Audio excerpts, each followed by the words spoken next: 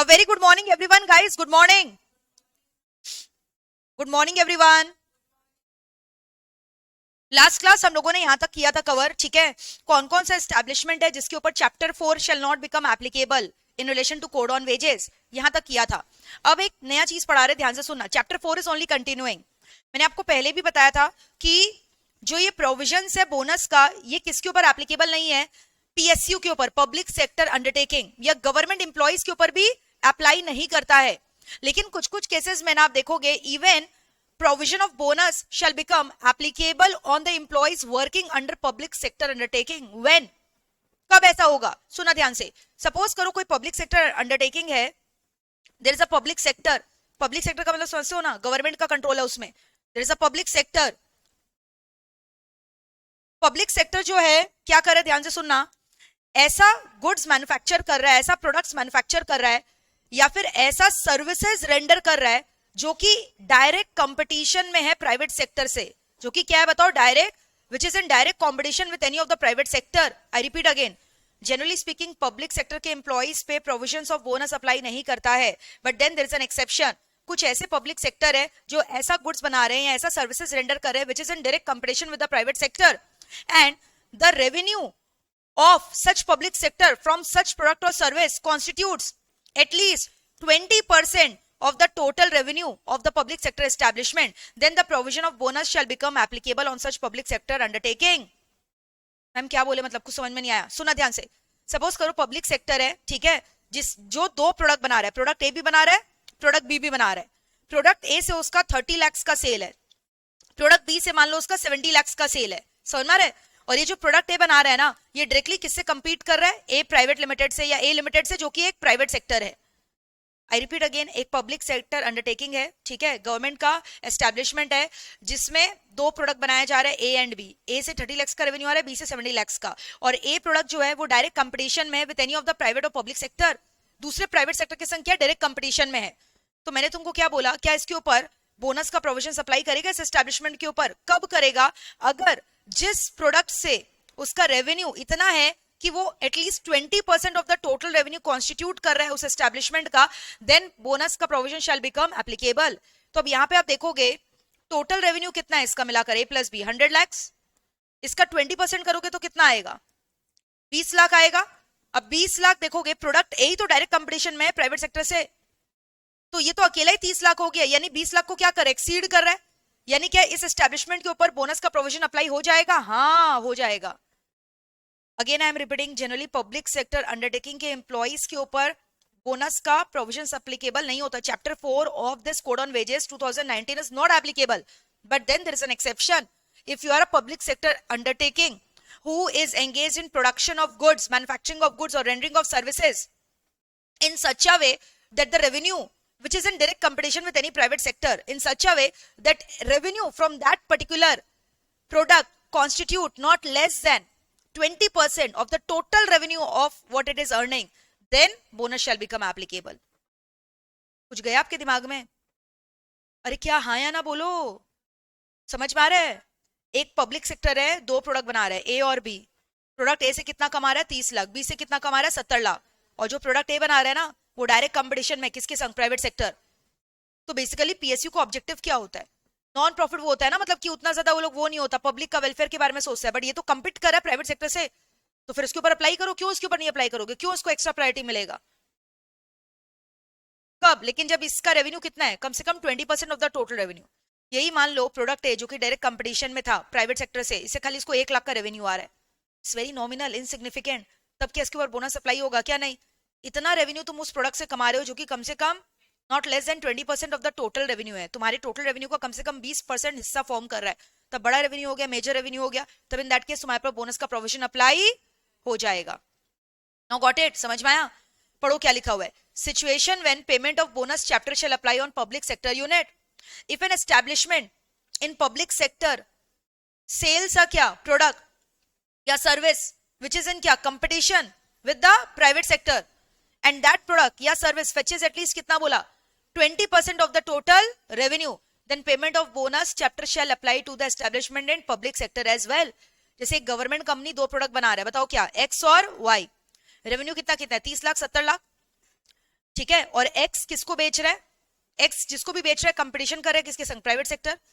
Revenue total मिलाकर कितना हो गया, 100 लाख, जिसमें से 20% किससे जनरेट हो रहा है, प्रोडक्ट एक्स से, जो कंपीट कर रहा है प्राइवेट सेक्टर से। तो क्या payment of bonus chapter apply करेगा इस गवर्नमेंट कंपनी को, हाँ अप्लाई कर जाएगा। हैव यू गॉट इट, चलो लिखना स्टार्ट करो इसको, take out your copy, write down, लिखो जल्दी इसको।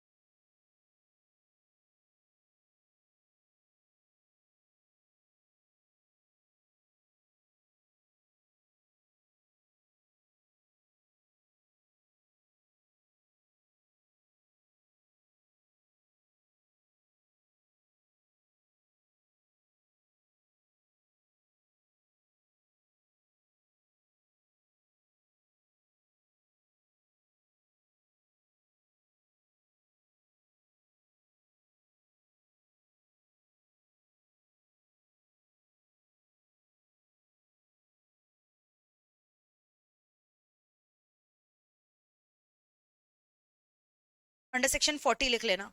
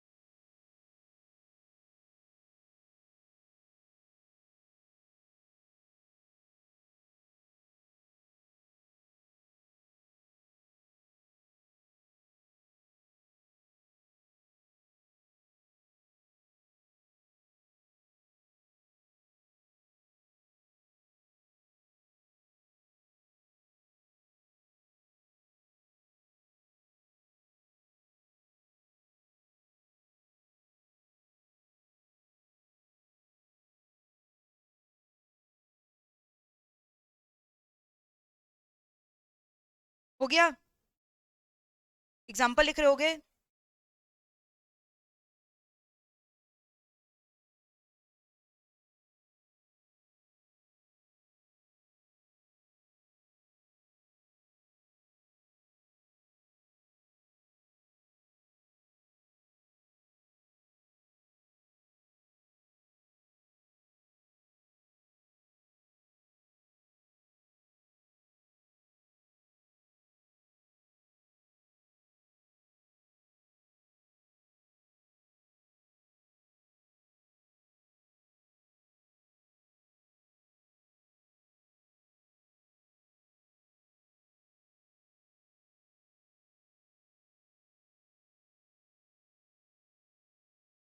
टीआर मतलब क्या है, टोटल रेवेन्यू, ठीक है।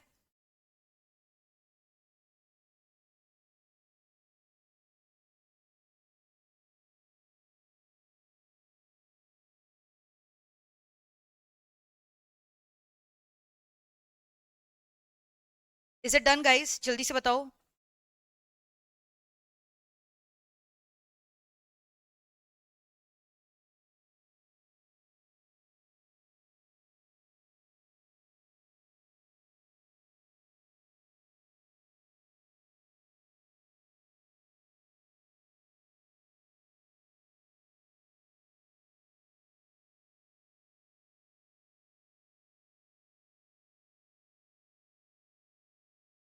हटा दे क्या, जल्दी बोलो।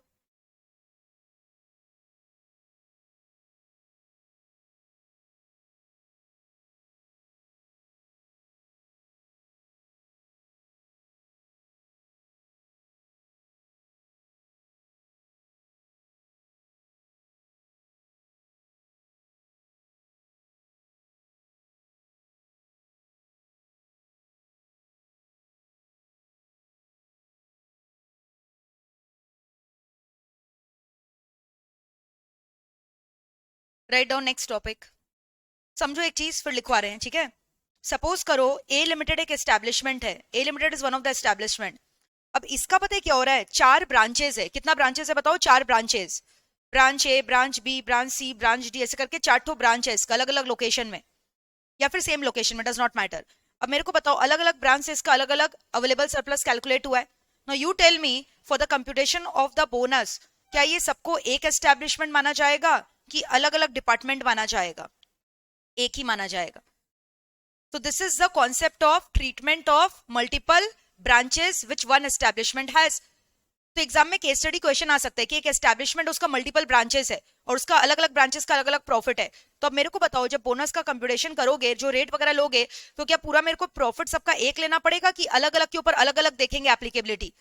द एंटायर, बोलो, different different branches shall be regarded as one and the common part of the multiple establishment. लेकिन सुनो ध्यान से, इसका एक एक्सेप्शन है। सपोज करो इसमें से जो एस्टेब्लिशमेंट का ब्रांच बी था ना, branch B current accounting year के लिए अपना पता नहीं क्यों अलग से प्रॉफिट एंड लॉस और बैलेंस शीट बनाया है। वैसे तो आपको पता है ना, एक कंसोलिडेटेड बनता है पूरा ए लिमिटेड का एज अ होल, जिसमें सारे ब्रांचेस का प्रॉफिट इसी में दिखाएगा। बट मान लो इसमें से एक ब्रांच अपना अलग पीएल बैलेंस शीट बनाया है, तो अगर ऐसा कोई भी अकाउंटिंग ईयर के लिए कोई भी ब्रांच या अंडरटेकिंग करता है ऐसा, तब उसको अलग एस्टेब्लिशमेंट माना जाएगा। If it is making a separate financial statement for it, अगर वो अपना पीएल बैलेंस शीट अलग बना रहा है तो उसको अलग एस्टेब्लिशमेंट माना जाएगा। Generally speaking, if an establishment is having multiple branches या फिर departments, whether located at same place or at different places, they all will be regarded as one and whole, as a part of that establishment for the purpose of computation of the bonus, for the purpose of determination whether bonus act is applicable, bonus का chapter is applicable or not. But there is an exception if a particular department, ठीक है, या फिर कोई भी branch अपना separate PNL balance sheet बना रहा है, तो उस अकाउंटिंग ईयर के लिए उसको सेपरेट एस्टेब्लिशमेंट का दर्जा दिया जाएगा only for the computation of the bonus. Write down. समझ में आया क्या बोले? लिखो।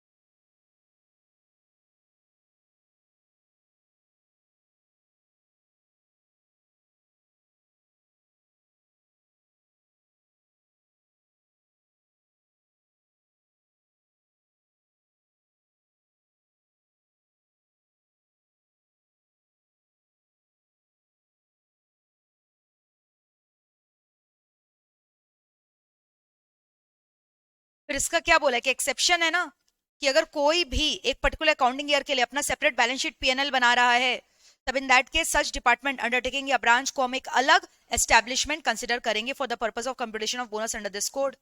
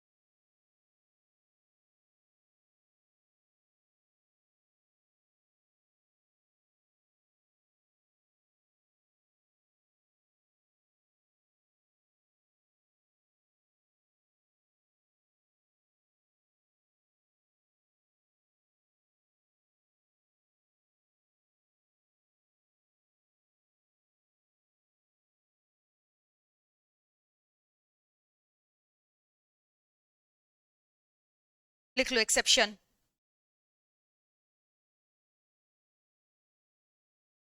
Write down quickly.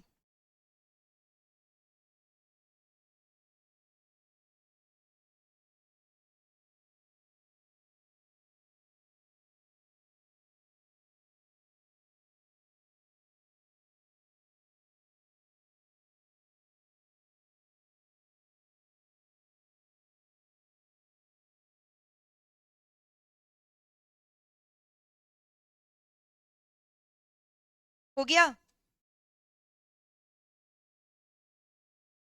अब आज का क्लास में ना हम लोग सेक्शन 2 डिस्कस करेंगे, थोड़ा बहुत डेफिनेशन करेंगे, अलग अलग मिसलेनियस. जो हम लोग का चैप्टर 4 था ऑलमोस्ट खत्म हो चुका है, क्योंकि यही था ना चैप्टर 4 में बोनस का provisions, we have done that. अब आपको पता है जितने भी डेफिनेशन है वो कहाँ पे दिए गए हैं, सेक्शन 2 के अंदर. तो अब अलग अलग थोड़ा बहुत डेफिनेशन करेंगे. एम्प्लॉय का डेफिनेशन, फिर उसके बाद सैलरी क्या होता है, अप्रोप्रिएट गवर्नमेंट क्या होता है, वेजेस क्या होता है. जैसे अकाउंटिंग ईयर का डेफिनेशन बहुत बार एग्जाम में आया हुआ है. ठीक है, so write down heading definition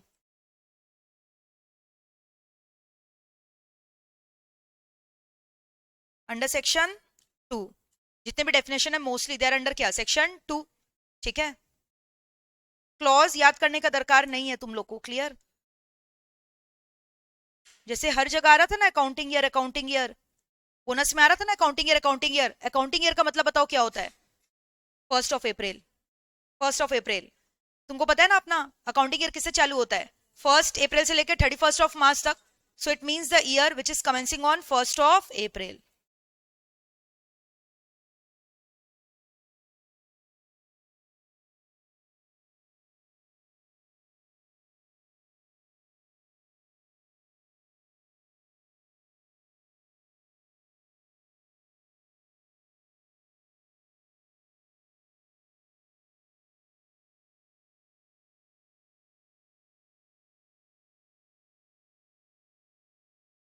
फिर लिखोगे advisory board. Advisory board already एक जगह तुम लोग को पढ़ाए थे, बताओ क्या होगा.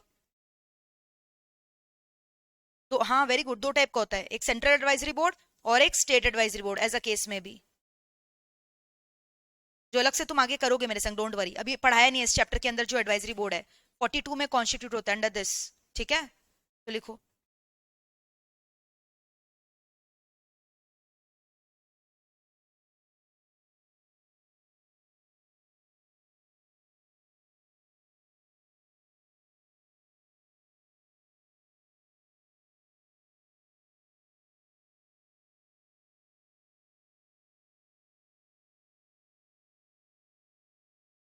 Write down.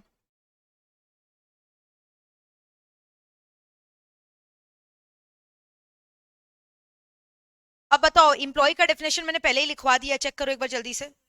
लिखवाया था ना, कौन नहीं आता है, अप्रेंटाइज वगैरह नहीं आएगा उसके अंदर, आर्म फोर्सेस ऑफ यूनियन नहीं आएगा.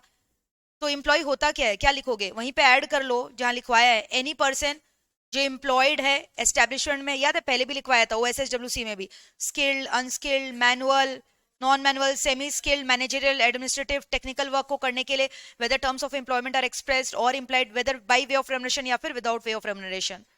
वो हर जगह सेम रहेगा. बट इट एक्सक्लूड्स कौन कौन है, अप्रेंटिस नहीं इंक्लूड करेगा, बट प्रोबेशनर इंक्लूड करेगा, इंटर्न नहीं इंक्लूड करेगा. लिखवाया था ना, तो बस वहां पे एक लाइन और ऐड कर लो, जो जहां एम्प्लॉय का डेफिनेशन लिखवाया था मैंने, ऐड कर लो. Person employed means a person employed, employee means a person employed on the establishment. Write down, means employee means a person, employee means a person employed on an establishment, employed on an establishment to do any kind of work, to do any kind of work, like to do any kind of work like skilled, semi skilled, to do any kind of work like skilled, semi skilled, technical, manual, supervisory, managerial. वो तुम लोग ओएसडब्ल्यूसी में लिखा था ना बाबा, ये code on wages लिख रहे हो ना, तो सब जगह अलग अलग होता है ना डेफिनेशन. ये तो नया कोड पढ़ रहे हो ना. उस दिन मैंने खाली तुमको एम्प्लॉय में क्या लिखवाया था कि यही एक्सक्लूड करता है, ये थोड़ी लिखवाया था वहां पे. हाँ, तो उसमें ये वाला लाइन भी ऐड करोगे ना.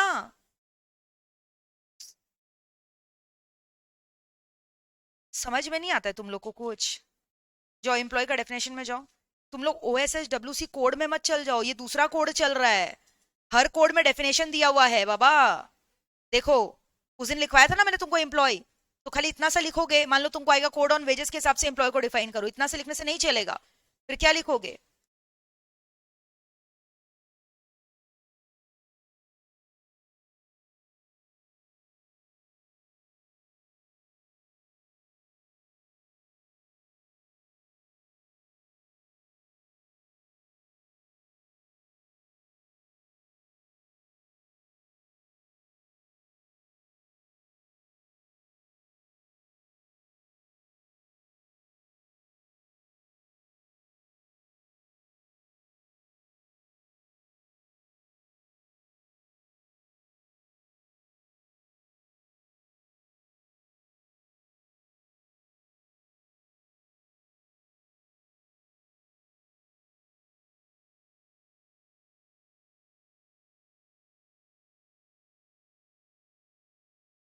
Weather terms of employment are क्या?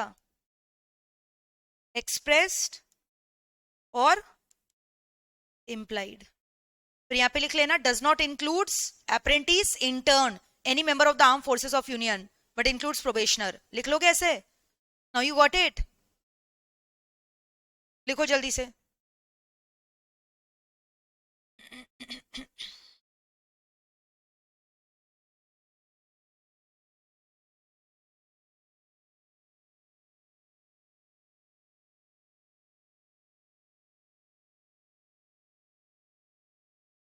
हटा दें? लिख लियो? श्योर? चलो वेजेस का डेफिनेशन लिखो। अभी कहाँ लिखा? Advisory board. जो इंपॉर्टेंट डेफिनेशन है, जो एग्जाम में आ सकता है, वही हम लोग खाली लिख रहे हैं। ऐसे तो डेफिनेशन बहुत सारा है, सारा डेफिनेशन करना पॉसिबल नहीं है। लिखो वेजेस। वेजेस अगर आ गया, क्या लिखोगे सोच के बताओ? क्या होता है वेजेस का मतलब? क्या है? क्या है वेजेस? Monetary compensation, remuneration. जो किसको मिल रहा है बताओ? एम्प्लॉय लोग को मिल रहा है। क्या चीज के लिए मिल रहा है? एम्प्लॉयमेंट के लिए मिल रहा है, वर्क के लिए मिल रहा है। वेदर एम्प्लॉयमेंट का टर्म्स आर एक्सप्रेस और इम्प्लाइड। लिख लो।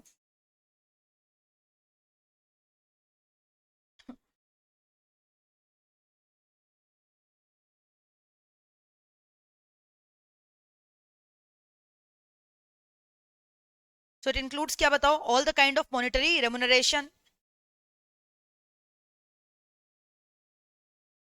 पेबल टू एन क्या? एम्प्लॉय।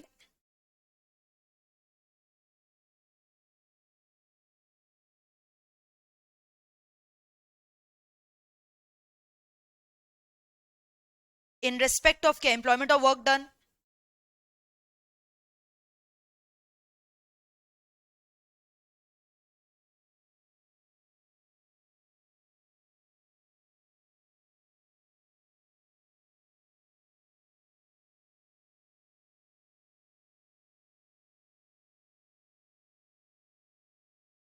तुमको याद है क्या इंक्लूड करता है? वहां पे भी पढ़ाया था OSHWC में।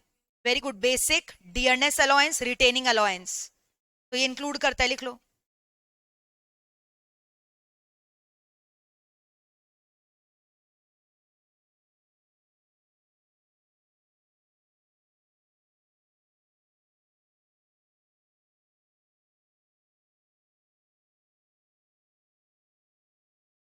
डियरनेस अलाउंस क्या चीज को कवर करता है? कॉस्ट ऑफ इन्फ्लेशन को ना। But excludes, which means does not includes, क्या इसके अंदर नहीं आएगा? बोनस, HRA, ये सब कुछ इसके अंदर नहीं आने वाला है। ठीक है, क्या क्या नहीं आएगा बताओ? कोई भी bonus. Very good. Bonus salary का पार्ट नहीं होता। क्लियर है? Bonus which is payable under any law for the time being in force.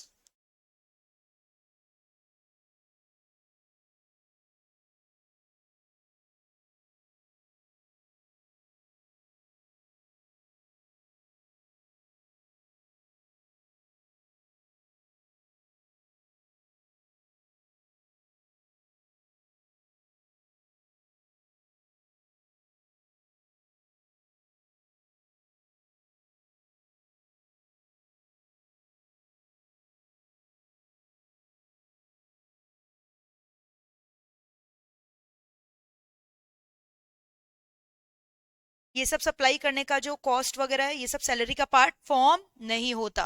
ठीक है।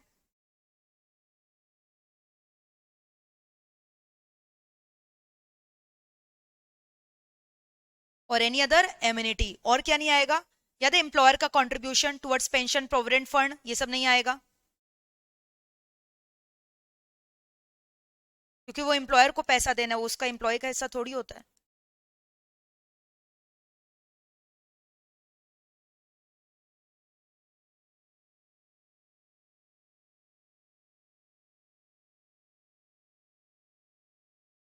Any other social security fund, ये सब नहीं आएगा। या याद है ट्रैवलिंग अलाउंस वगैरह, कन्वेंस अलाउंस, ये सब इसके अंदर नहीं आएगा। हाउस रेंट अलाउंस याद है?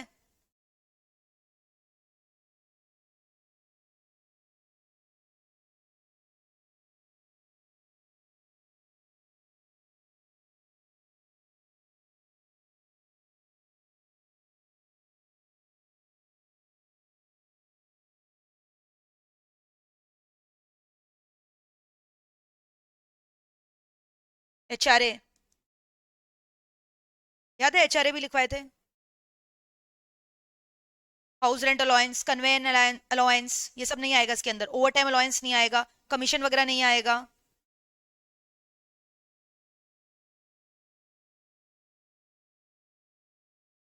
पर का लिख ली हो क्या?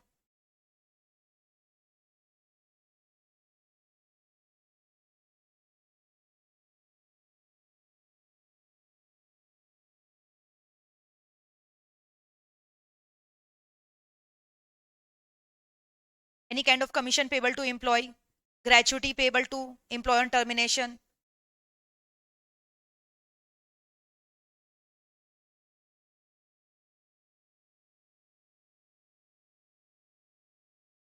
और बताओ और क्या था? Very good. रिट्रेंचमेंट कंपनसेशन वगैरह नहीं आएगा। Any other retirement benefit?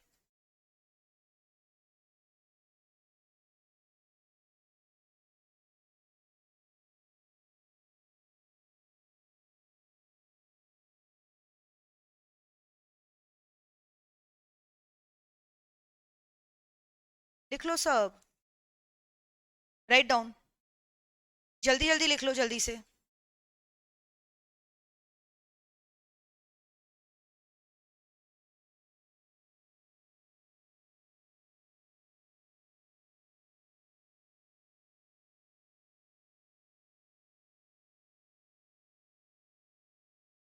लिखो।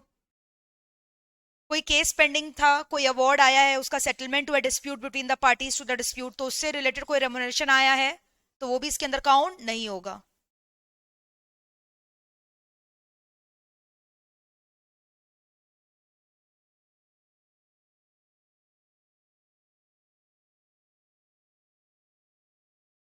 ये एम्प्लॉय कोई काम किया एम्प्लॉयर के बिहाफ में, उसके लिए कोई स्पेशल एक्सपेंसेस चार्ज किया, तो वो भी इसके अंदर इंक्लूड नहीं होगा।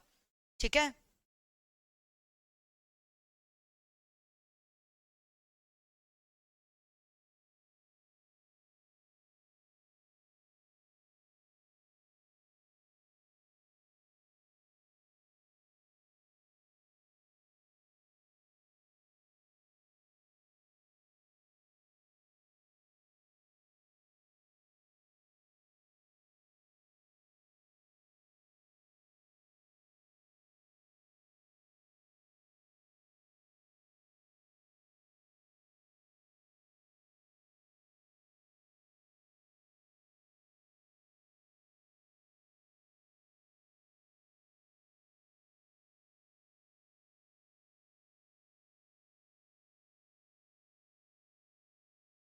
क्या? डिफरेल मतलब रीइंबर्समेंट ऑफ स्पेशल एक्सपेंसेस, जो हम लोग उसको दे रहे because of the nature of that employment, तो वो सब यहाँ पे इंक्लूड नहीं होगा। क्लियर है?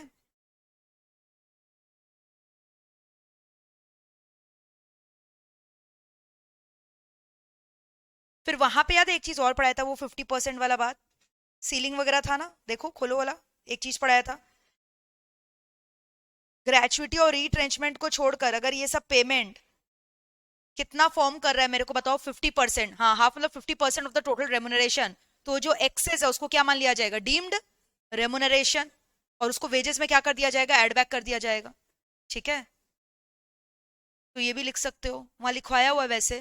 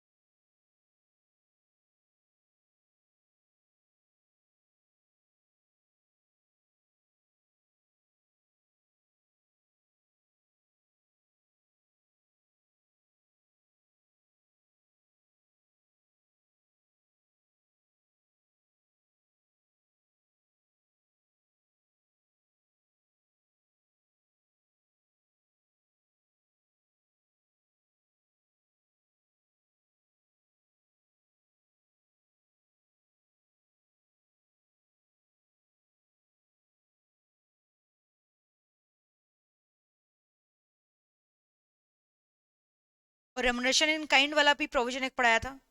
काइंड में अगर कुछ एम्प्लॉयर दे रहा है एंड इफ क्या बोला था, does not exceed 15% of the total wages, तब उसको वेजेस का पार्ट मान लिया जाएगा। याद है, लिखवाया हुआ ना, ये सब सेम है, तो लिख लो वहां OSSWC वाला ही अप्लाई हो रहा है। You can also refer same. ये लिखना इसलिए जरूरी है, इतना सारा मल्टीपल कोड पढ़ोगे कंफ्यूज हो जाओगे ना कहाँ क्या है, तो यहाँ लिख के छोड़ दो, वही same provision is applicable here, जो वहां पे तुमने पढ़ा था, सेम टू सेम है। जो वहां पढ़ा था यहाँ पे भी वही है, same to same. Full are we through with this और नॉट? क्लियर है?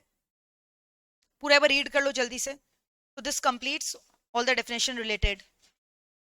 कोई भी डाउट है तो पूछो, चेक कर लो एक बार पूरा अच्छे से, रिवाइज करो, रिवाइज करो उसको अच्छे से।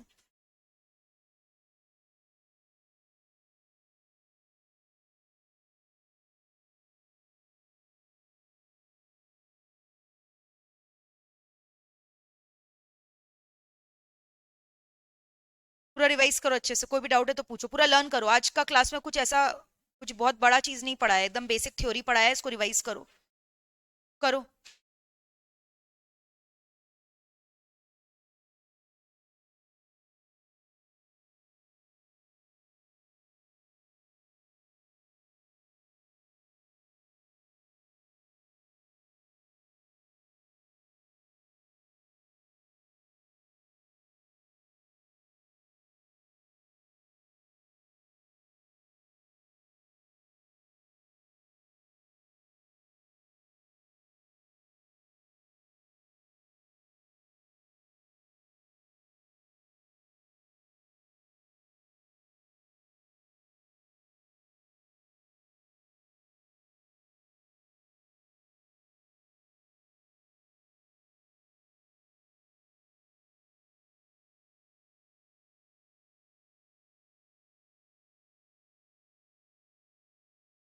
एस्टैब्लिशमेंट का भी डेफिनेशन लिखोगे। अच्छा, फैक्ट्री को यहाँ डिफाइन नहीं किया गया, फैक्ट्री को बोल रहा है जो वहाँ OSSWC में पढ़े थे ना, वही फैक्ट्री है। फैक्ट्री में पढ़े थे ना डेफिनेशन, इट्स सेम ओनली। और गवर्नमेंट एस्टैब्लिशमेंट का मतलब क्या होता है? ऑफिस और डिपार्टमेंट ऑफ द गवर्नमेंट ना, और लोकल अथॉरिटी।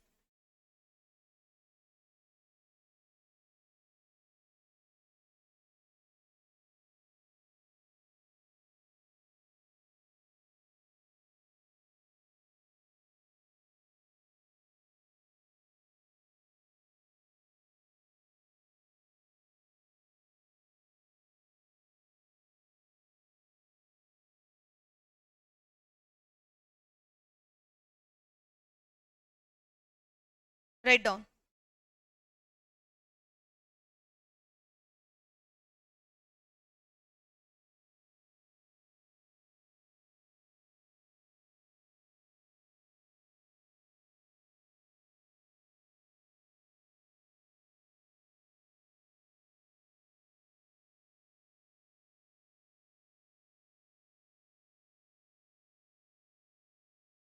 कुछ नहीं बोलेगा तो कहीं पे भी कुछ भी लिख सकते हो, तुमको बोलेगा in relation to which code they are asking you.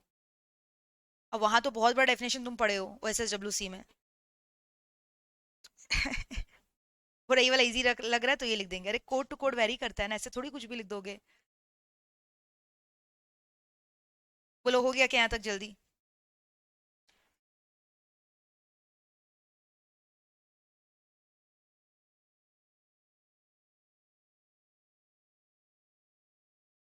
हटा दे।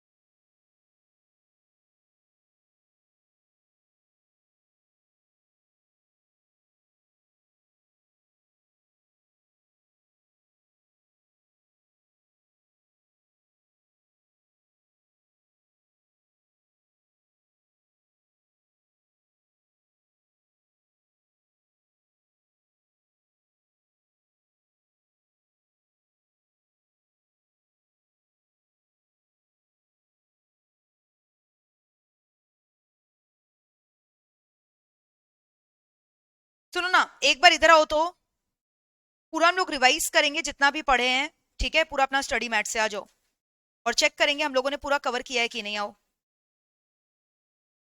देखो, हम लोग चैप्टर 4 पूरा कर लिए अच्छे तरीके से। चलो इसको एक बार देखें यहाँ पे चैप्टर 4 में क्या क्या किया। एलिजिबिलिटी फॉर बोनस किया, जल्दी बोलो, रिवाइज भी करते जा रहे साथ साथ, ठीक है। बोलो, who is eligible to receive the bonus? Any employ who works in an establishment जिसके ऊपर बोनस का प्रोविजन इज एप्लीकेबल। और किस एस्टैब्लिशमेंट पे एप्लीकेबल होता है? जहां कम से कम 20 या 20 से ज्यादा एम्प्लॉय वर्क करते हैं on any day in an accounting year, और जिसका सैलरी 21,000 पर मेंसम पर मंथ से एक्सीड नहीं करेगा, उसको मिलेगा। और तीसरा, he must have work for at least 30 days in an accounting year. तो ये सब ऑलरेडी हम लोग कर चुके हैं, 30 डेज वाला। Not exceeding such amount per mensum as AG में determined, currently it is determined at a limit of 21,000। Minimum bonus कितना पेबल होगा? 8.33%। 8 1/3 का मतलब क्या हुआ? 8.33% ऑफ द वेजेस अर्न, या 100 रुपया पर annum, whichever is higher.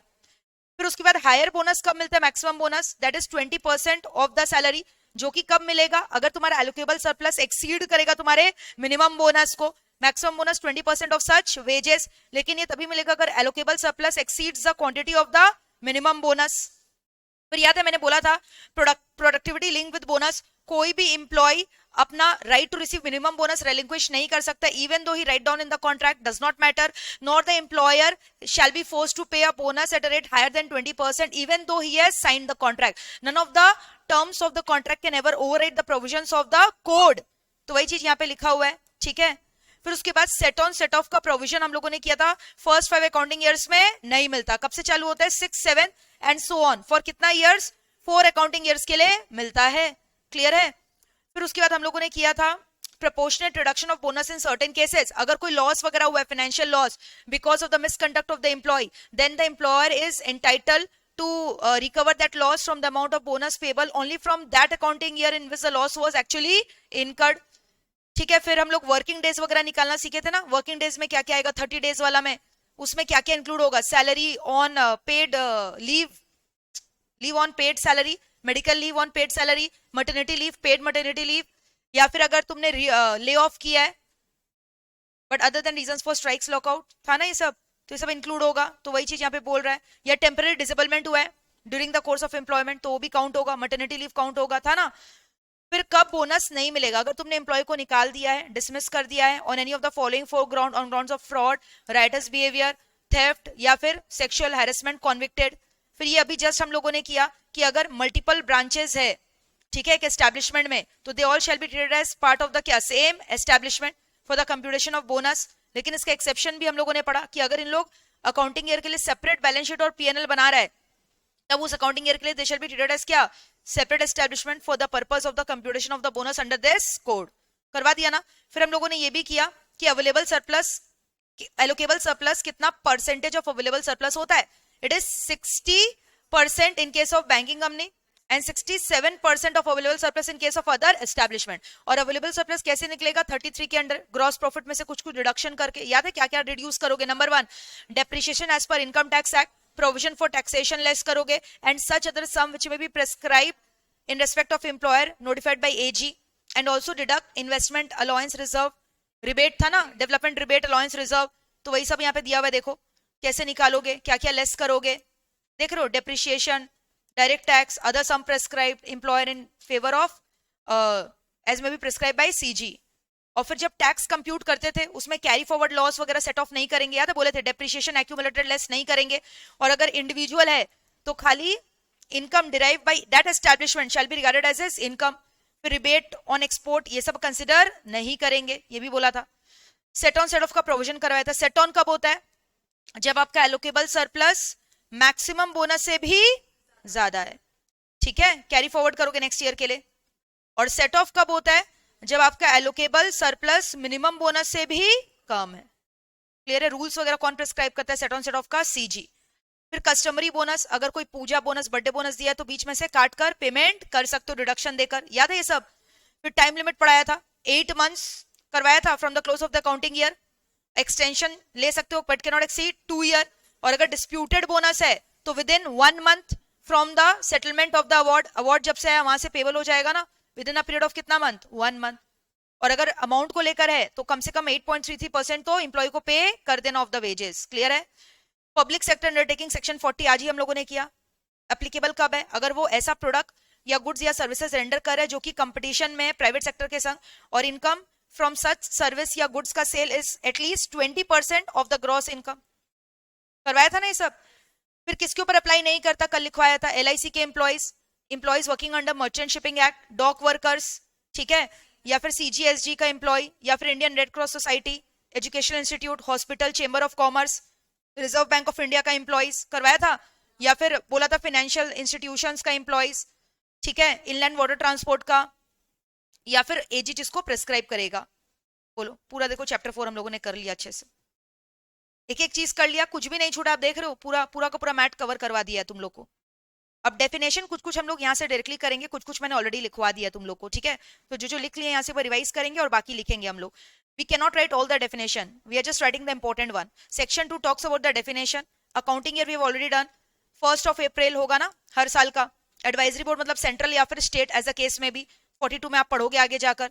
Appropriate government तुमको पता है यार, सेंट्रल गवर्नमेंट स्टेट गवर्नमेंट दोनों ही होता है ना। एप्रोप्रिएट गवर्नमेंट का मतलब क्या है, या तो सेंट्रल गवर्नमेंट, अब अगर कोई माइन रेलवे है तो वहां पे भी कौन है, CG, बाकी एस्टेब्लिशमेंट के लिए क्या बोल दिया, SG। क्लियर है, AG का डेफिनेशन आता है बहुत बार। कॉन्ट्रैक्ट लेबर कौन होता है, वो तो अलग से तुम इतने डिटेल में वहां पे पढ़े हो ना, कॉन्ट्रैक्ट लेबर OSSWC में पूरा प्रोविजन, बट यहाँ पे भी पढ़ लो क्या है। Contract labour means a worker who shall be deemed to be employed in connection with the work of an establishment when he is hired for connection of such work by a contractor, ठीक है, चाहे principal employer को पता हो या नहीं पता हो। क्लियर है, तो ये ऑलरेडी तुम लोग देखोगे कॉन्ट्रैक्ट लेबर का डेफिनेशन मैंने वहां करवाया है, तो वही लिख देना। क्लियर।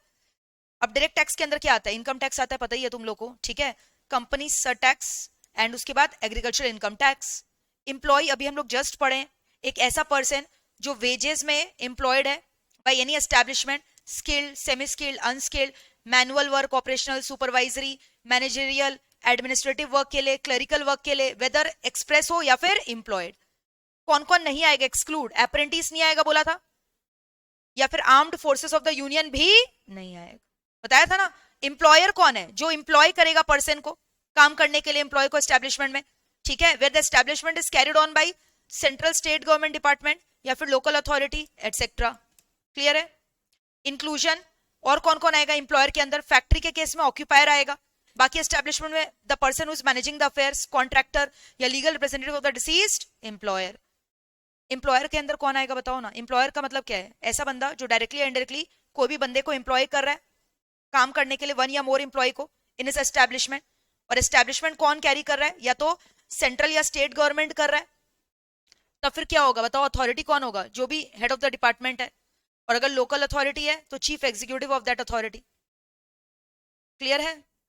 और अगर फैक्ट्री है तो ओनर, अदर एस्टैब्लिशमेंट है तो person who is ultimately in the affairs, control the affairs of the company, contractor, legal representative of the deceased employer. लिखोगे डेफिनेशन, ऑलरेडी OSSWC में था, वही चीज लिखा हुआ है यहाँ पे, लिख लो, चलो लिखो। Employer means a person, write down.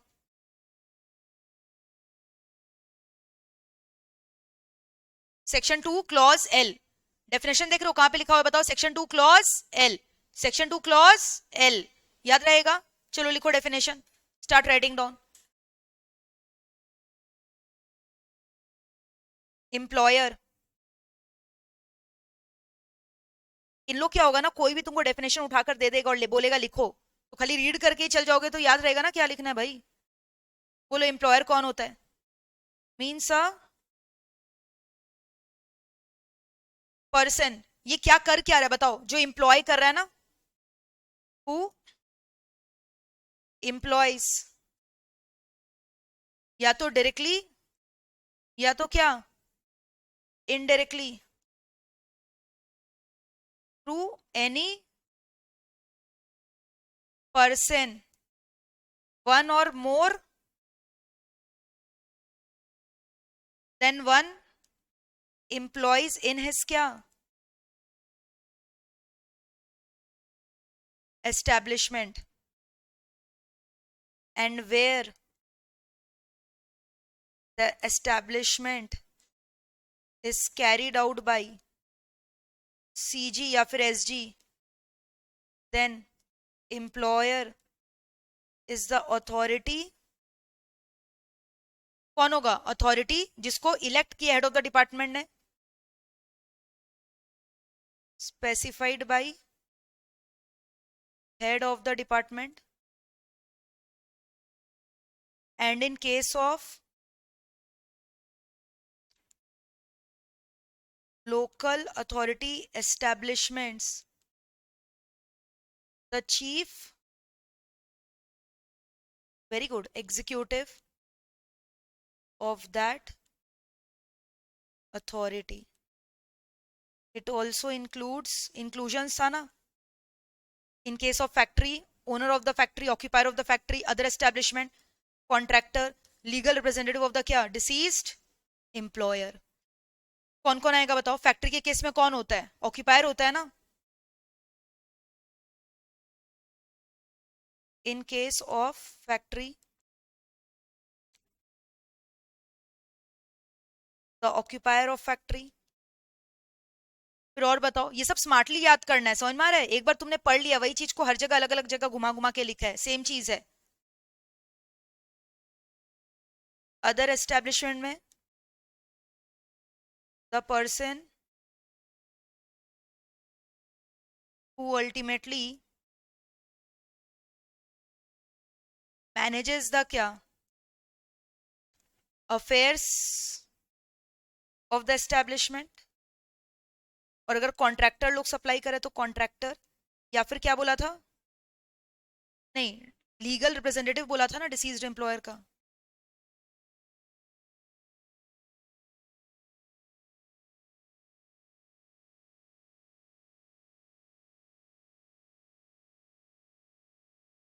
लिख लो, legal representative of the deceased employer, write down.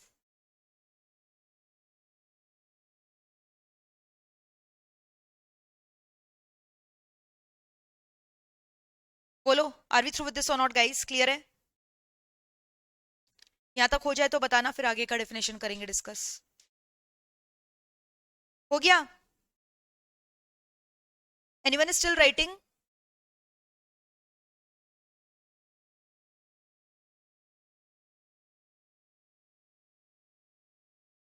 हटा दे लास्ट बेंच? नहीं हटाए, ठीक है, नहीं हटाएंगे. करो जल्दी सारा डेफिनेशन, जिन लोगों को हो गया गो थ्रू करो. एक बार रीड करोगे 5 मिनट में सारा डेफिनेशन याद हो जाएगा. कुछ ऐसा छाती घोड़ा नहीं है. लिख लो जल्दी से.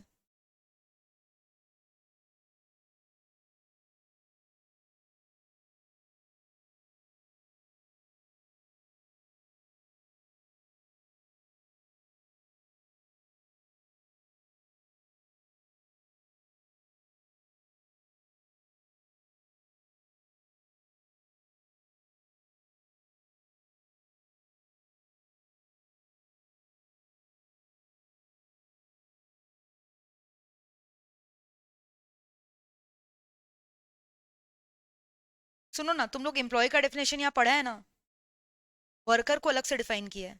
वर्कर तो फैक्ट्री के पर्सपेक्टिव से आता है ना, तो वर्कर के अंदर कौन कौन आएगा बोल रहा है. वर्कर के अंदर और भी लोग आ सकते हैं. जैसे हम लोग को पता है नया कोड में वो सब जर्नलिस्ट वगैरह को भी घुसाया गया है ना, तो वर्कर के अंदर जर्नलिस्ट भी आएगा. और बताओ और कौन आएगा. याद है सेल्स प्रमोशनल इंप्लॉइज वगैरह था, उन लोग आएगा. या फिर कोई अगर इंडस्ट्रियल डिस्प्यूट हुआ है जिसकी वजह से मैंने अपने एम्प्लॉय को निकाल दिया बट केस चल रहा है, तो उसको अभी भी किसके अंदर डाला जाएगा, वर्कर के डेफिनेशन के अंदर इंक्लूड होगा ना, even though he has been terminated from the employment. और कौन एक्सक्लूड होगा, गेस करो. एयरफोर्स का कोई आदमी है, मिलिट्री फोर्स का कोई आदमी है, वो तो सरकारी वो हो गया ना कर्मचारी, तो उन लोग को इंक्लूड नहीं करेंगे. देखो एक बार रीड करो. अच्छा, एस्टैब्लिशमेंट कर लिया हम लोग. फैक्ट्री मतलब वही जो फैक्ट्रीज है, फैक्ट्रीज है क्या लिख रहा है, देखो यहाँ क्या लिखना चाहिए लोग को, OSSWC कोड ना. गवर्नमेंट एस्टैब्लिशमेंट कर चुके हम लोग, ये अभी छोड़ दो, ये अलग से तुम लोग पढ़ेगा ना जब कोड ऑन रिलेशन, वहां पे इंडस्ट्रियल डिस्प्यूट कर लोगे. ICF, you know you have done the पूरा composition, constitution, everything you have done. ठीक है. वेजेस हम लोग कर लिए. वेजेस के अंदर क्या आता है, बेसिक पे, DA, रिटेनिंग अलाउंस क्या नहीं आता, we have done it all. HRA नहीं आता, बोनस नहीं आता, कन्वेंस अलाउंस नहीं आता. फिर उसके बाद HRA, remuneration payable for award और सेटलमेंट, ओवर टाइम नहीं आता, कमीशन नहीं आता, ग्रेचुटी, रिट्रेंचमेंट, ये सब नहीं आता है. लेकिन अगर क्या बोला, A से लेकर I तक, यानी रिट्रेंचमेंट और ग्रेचुटी को छोड़ दे, मिलाकर अगर 50% से ज्यादा हो गया टोटल वेजेस का, तो एक्सेस को ऐड बैक कर देंगे ना वेजेस में. और फिर क्या बोला, रेमुनरेशन इन काइंड अगर कम से कम 15% एक्सीड नहीं कर रहा है तो ये भी क्या होगा, पार्ट ऑफ वेजेस मान लिया जाएगा. अब देखो ये वर्कर का डेफिनेशन बोल रहे थे. वर्कर वही है जिन लोग को manual, skilled, unskilled, semi skilled, technical, operational, clerical, वही सेम चीज है कि नहीं, whether terms of employment are expressed और एम्प्लॉयड. क्लियर है. फॉलोइंग आर इंक्लूडेड, इसको इंक्लूड किया गया. Working journalist, sales promotional employ या एनी पर्सन जिसको डिसमिस या डिस्चार्ज कर दिया, रिट्रेंच कर दिया है in relation to industrial dispute. समझ में आया? And following person are excluded, air force act के अंदर जो काम कर रहा है, पुलिस सर्विस में है, क्लियर है, who is employed mainly in managerial और एडमिनिस्ट्रेटिव कैपेसिटी। तो एक चीज यहाँ याद रखना, जो मैनेजर की कैपेसिटी एडमिनिस्ट्रेटिव कैपेसिटी में, वो यहाँ पे इंक्लूड नहीं है।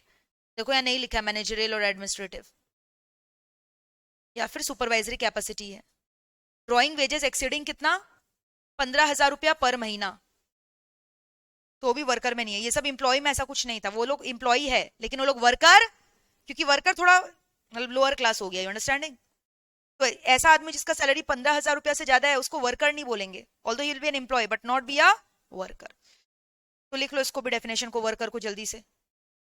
तो यहाँ पे जो डेफिनेशन दिया it is both inclusive as well as exclusive, मतलब दिया है क्या क्या इंक्लूड है और क्या क्या एक्सक्लूड है। तो means any person employed in any industry, लिख लो।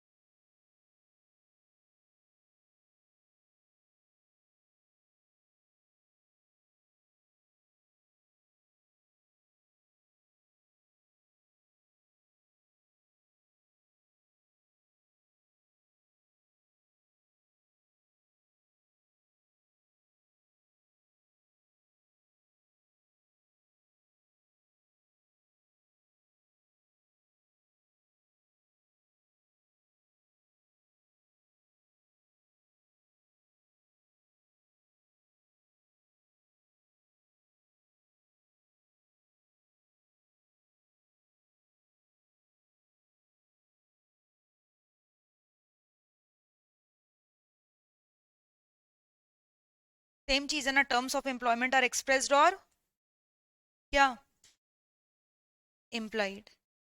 It also includes working journalists, sales promotional employees, and एक ऐसा एम्प्लॉय जो रिट्रेंच्ड किया गया है या निकाल दिया गया है, in relation to which dispute वगैरह फाइल किया गया है।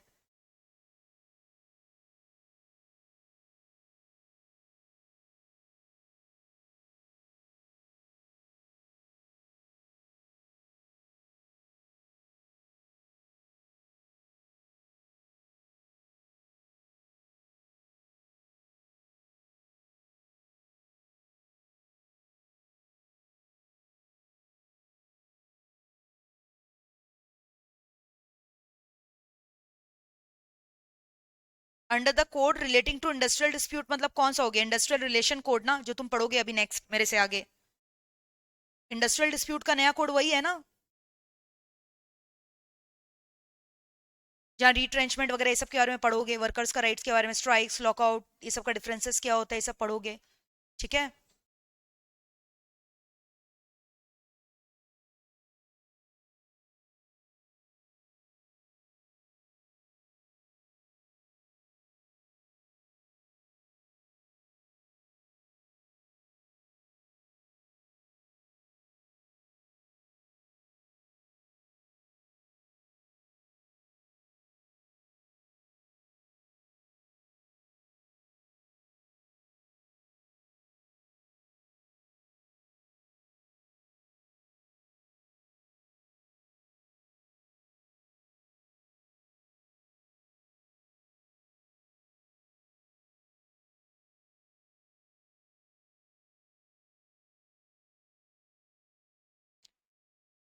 एक्सक्लूसिव में बताओ क्या क्या आएगा, एयरफोर्स वगैरह वाला।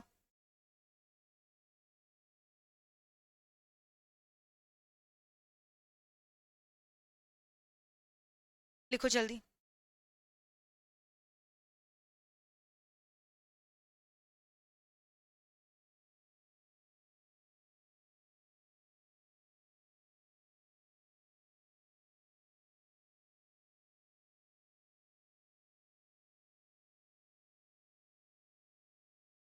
ये हो गया ऊपर वाला, हटा दें। अभी इतना बड़ा तुमको याद नहीं रखना, बस याद रखना कि जो लोग रिट्रेंच डिसमिस होता है ना, इंडस्ट्रियल डिस्प्यूट एक्ट के अंदर और उन लोग कंप्लेन फाइल कर रखा है, तो उन लोग को अभी भी एम्प्लॉई माना जा रहा है ना, वर्कर माना जा रहा है ना, even though they have been dismissed by the establishment. Clear है? बोलो।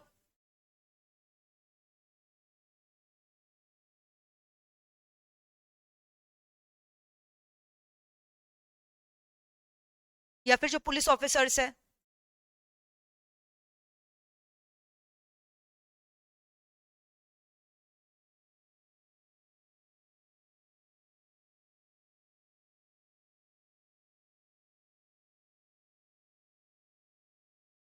या फिर क्या बोला था बताओ तो, जिसका मेनली काम क्या, एडमिनिस्ट्रेटिव का काम है या मैनेजरियल काम है?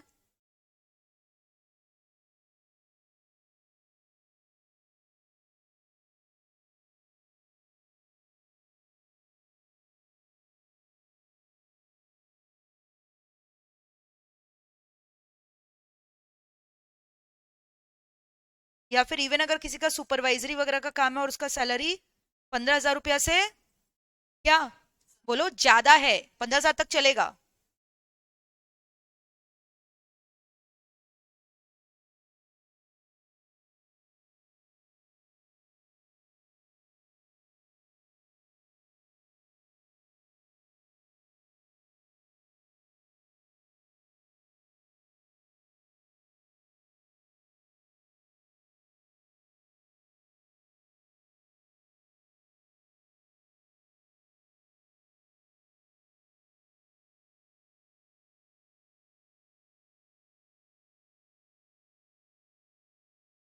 अभी तक 15,000 है, आगे हो सकता है सीजी में नोटिफाई सम अदर अमाउंट। बोला ना अभी ड्राफ्ट रूल्स रिलीज हुए हैं, रूल्स अभी फाइनलाइज नहीं हुआ है।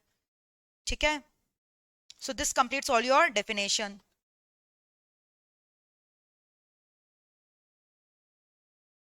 जेड, क्लॉज जेड में दिया हुआ है एम्प्लॉय का डेफिनेशन, वर्कर का डेफिनेशन। एम्प्लॉय अलग है, वर्कर अलग है, यहाँ पे कोड में याद रखना है सब, एक बार पढ़ना है, सब डेफिनेशन आ जाएगा। और एक ना एक कोड में डेफिनेशन देगा ही देगा तुमको, लिखने में मेरा गारंटी है।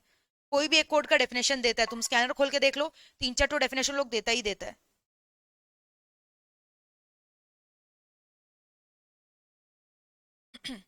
So we have completed the definition वाला पार्ट, और डेफिनेशन नहीं करेंगे। अब नेक्स्ट क्लास हम लोग क्या करेंगे, चैप्टर 2 चैप्टर 3 ये सब बाकी है, जैसे payment of wages, minimum wages. याद है ना ये वाला जो कोड आया, ये 4 एक्ट को रिपील करके आया, equal remuneration, payment of wages, minimum wages, bonus. तो बोनस तो कर लिए ना चैप्टर 4। ठीक है, अब नेक्स्ट क्लास हम लोग क्या करेंगे बताओ, पेमेंट ऑफ वेजेस। ऐसे करके अलग अलग चैप्टर में दिया गया है ना। फिर उसके बाद चैप्टर 5 देख रहे हो, एडवाइजरी बोर्ड है, फिर एक चैप्टर पेनल्टी फाइन्स का है, ये सब है, तुम्हारा ऑडिट है, पूरा लिखवाया था ना मैंने तुमको। So that's it. कैसा लगा बताओ, आज का क्लास बहुत इजी था, कुछ था नहीं। अब जो बच्चा समझेगा नहीं, इसको पागलों की तरह रट्टा मारेगा, उसका कुछ नहीं हो सकता। स्मार्टली पढ़ना है ये सब सब्जेक्ट्स को, इतना वास्ट है, इतना लॉ है कि तुम इतना चीज लर्न कैसे करोगे। Even I am quite apprehensive, learn नहीं हो सकता। तुमको चीजों का आइडिया लेना, अपने वर्ड्स में लिख कर आना है। अब एक बार पढ़ लिया, हाँ वर्कर ये होता है, एम्प्लॉय क्या होता है। अगर यहाँ पे वर्कर बोल रहा है तो वर्कर थोड़ा नीचा दर्जा का है, यानी इसका सैलरी अगर 15,000 से ज्यादा, वो वर्कर नहीं होगा, वो हम लोग एम्प्लॉय में डालेंगे।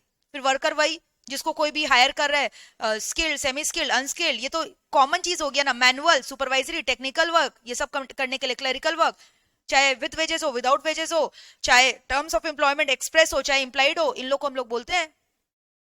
अब इसके अंदर अलग से पड़ा इंक्लूजन और एक्सक्लूजन। इंक्लूजन में वर्किंग जर्नलिस्ट आएगा, सेल्स प्रमोशनल का एम्प्लॉय है उन लोग आएगा, और फिर उसके बाद और कौन आएगा बताओ, और एक था ना, और कौन आएगा, वर्किंग जर्नलिस्ट आएगा, सेल्स प्रमोशनल एम्प्लॉय आएगा, और कौन आएगा।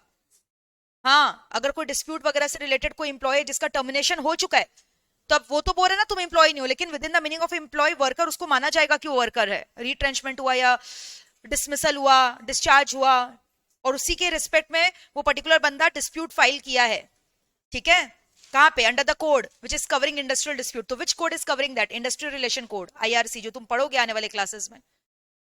और कौन एक्सक्लूड होगा, जिसके ऊपर तुम्हारा आर्मी वगैरह का जो है प्रोविजंस अट्रैक्ट होता है, एयरफोर्स एक्ट अट्रैक्ट होता है, फिर पुलिस सर्विस में काम कर रहा है, या कोई सुपरवाइजरी का काम कर रहा है और जिसका सैलरी 15,000 रुपया पर मंथ एक्सीड कर रहा है।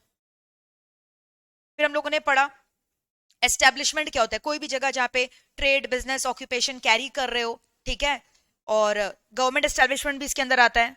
फिर हम लोगों ने क्या किया बताओ, दिस इज इंपॉर्टेंट, वेजेस का डेफिनेशन बहुत बार आता है एग्जाम में। वेजेस के अंदर मॉनिटरी रेमुनरेशन है, ठीक है, चाहे एक्सप्रेस हो, इम्प्लाई हो, basic plus DA plus retaining allowance. But क्या नहीं आएगा, बोलते जाओ क्या क्या नहीं आएगा। Number 1 bonus payable, commission payable, HRA, housing accommodation का वैल्यू, एम्प्लॉय का contribution, travelling allowance, commission, gratuity या फिर रिट्रेंचमेंट कंपनसेशन या ओवरटाइम अलाउंस। लेकिन रिट्रेंचमेंट ग्रेचुटी को छोड़कर अगर सबका सम मिलाकर मोर देन 50% हो गए या more than equal to at least 50% हो गया तो एक्सेस को सैलरी का पार्ट मान लिया जाएगा और डीम्ड रेम्युनरेशन। और वो 15% वाला पेमेंट इन काइंड कर रहे हो, remuneration kind, if it is does not exceed 15% तो उसको भी काउंट करके ऐड बैक कर दिया जाएगा सैलरी में, लेस देन 15% है ऑफ द टोटल सैलरी। ठीक है, फिर और कौन सा definition, advisory board is very easy, central या फिर स्टेट दोनों आता है इसके अंदर। अकाउंटिंग ईयर मतलब 1 अप्रैल ऑफ एवरी ईयर, उसको हम लोग बोलते हैं अकाउंटिंग ईयर। ठीक है, फिर और आज क्या सीखा कि अगर मान लो एक एस्टैब्लिशमेंट है जिसका मल्टीपल ब्रांचेस है, मल्टीपल डिपार्टमेंट है, तो ये सारे अलग अलग डिपार्टमेंट ब्रांचेस को हम लोग as a whole one establishment consider करेंगे for the purpose of computation of the bonus under this code. Clear है? लेकिन अगर सपोज करो वो पर्टिकुलर ब्रांच अलग से अपना पीएनएल और बैलेंस शीट बनाए एक पर्टिकुलर अकाउंटिंग ईयर के लिए, तब उसको अलग एस्टैब्लिशमेंट का दर्जा मिलेगा for the purpose of computation of the bonus under this chapter. बोलो क्लियर है? फिर और एक चीज सीखा, बताओ। अगर एक पब्लिक सेक्टर अंडरटेकिंग है और वो ऐसा प्रोडक्ट बना रहा है विच is in direct competition with private sector and only revenue from that particular product या service is at least 20% of the total revenue, then bonus shall become applicable on that public sector undertaking as well.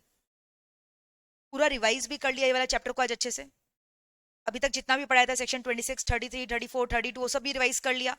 आज जो पढ़ा वो भी अच्छे से revise कर लिया, डेफिनेशन भी कर लिया। ठीक है, अब मेरे को आई थिंक 3 क्लास और लगेगा ये वाला कोड को वाइंड अप करने के लिए, फिर एक क्लास हम लोग क्वेश्चन आंसर्स का करेंगे।